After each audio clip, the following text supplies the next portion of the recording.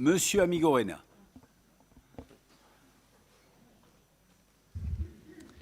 Mes chers collègues, les délibérations numérotées 3, 4 et 5 qui nous sont imposées ce soir ont un point commun. Elles dénotent toutes les trois un mépris stupéfiant pour le principe majeur qui devrait pourtant guider toutes nos décisions au sein de ce Conseil, la défense et la préservation de l'intérêt général des biarros, de tous les biarros. La première est à l'évidence uniquement destinée à envoyer un message complaisant aux actionnaires privés du BOPB, qui est, je le rappelle pour mémoire, une société anonyme, sportive et professionnelle certes, mais anonyme. Si cette délibération était votée, nous remettrions les clés de 9,1 hectares de foncier public, propriété des biarros, entre les mains d'un promoteur privé. La procédure de sélection de ce promoteur offre-t-elle des garanties solides pour la préservation de l'intérêt général des biarros? Non. On nous parle ici d'une vague mise en concurrence globale.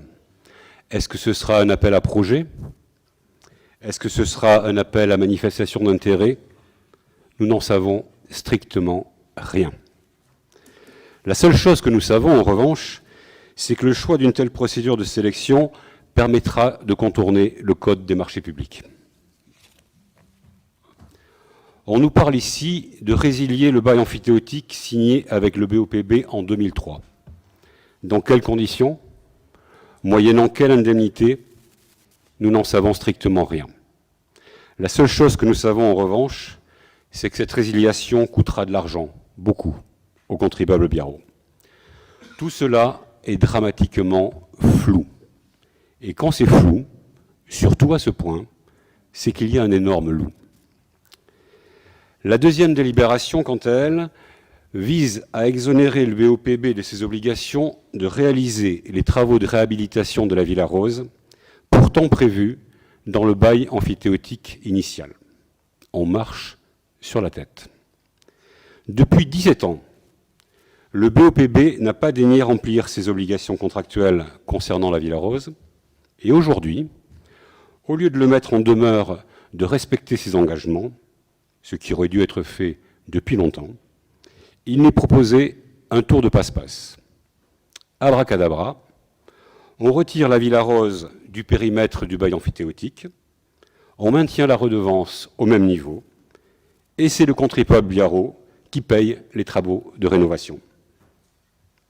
Dans ces conditions, toutes les sociétés privées de la planète voudraient signer des contrats avec la ville de Biarritz.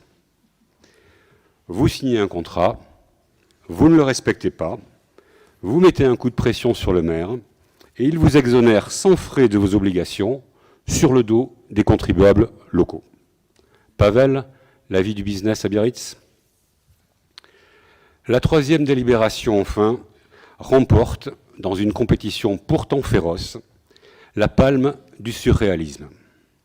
On voudrait nous faire engloutir 12 millions d'euros hors taxes dans la réalisation d'un centre de formation du rugby professionnel. 12 millions d'euros. C'est le budget d'investissement annuel total de la ville. 12 millions d'euros, c'est la moitié de la totalité des impôts locaux payés par les biarros en une année.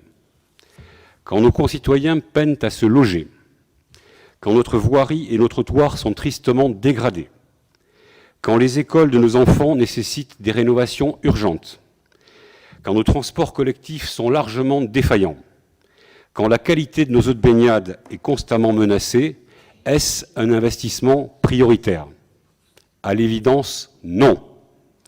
Et imposer une telle délibération à 5 semaines des prochaines élections municipales, sans même avoir l'élémentaire décence de nous fournir un plan de financement précis, est proprement scandaleux.